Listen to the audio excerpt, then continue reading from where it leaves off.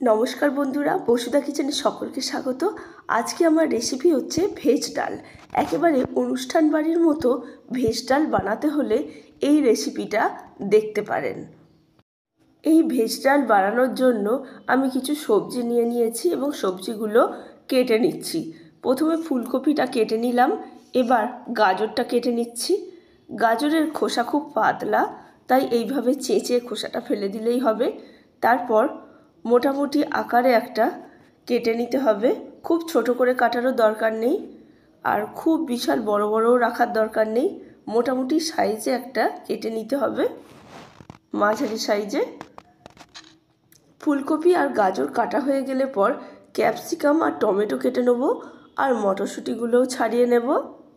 আমি যে সমস্ত সবজি ব্যবহার করে এবং যে নিয়মে এই ভেজ ডালটা বানাবো, সেই নিয়মে ভেজ ডালটা বানালে একেবারে অনুষ্ঠান বাড়ির মতনই খেতে হবে।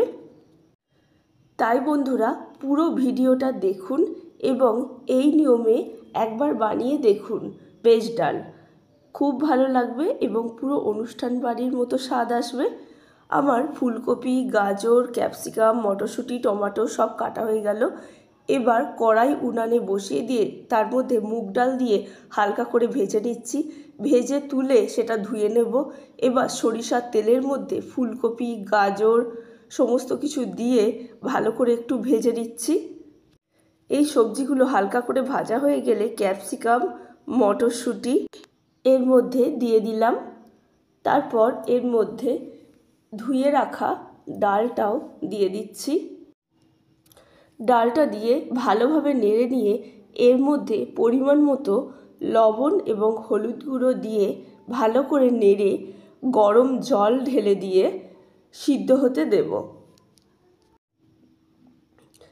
এবার জল দিয়ে দিচ্ছি, জল দিয়ে এটা সিদ্ধ হতে দেব। যতক্ষণ এটা সিদ্ধ হয় ততক্ষণ আমি একটা মশলা বানিয়ে নিচ্ছি।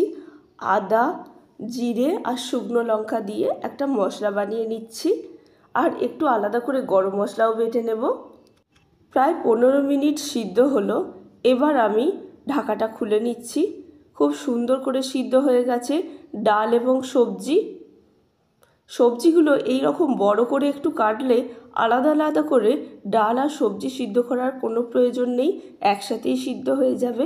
এবার কড়াটা পরিষ্কার করে নিয়ে আবার তার মধ্যে সরিষার তেল দিয়ে টমেটো আর চেরা দুটো কাঁচা লঙ্কা দিয়ে দিয়েছি।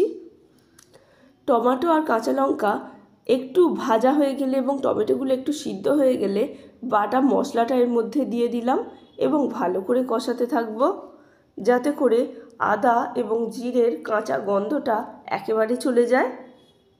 বেশ কিছুক্ষণ কষানো হয়ে গেছে। এবার কাজু আর কিশমিশ দিয়ে দিচ্ছি এর মধ্যে।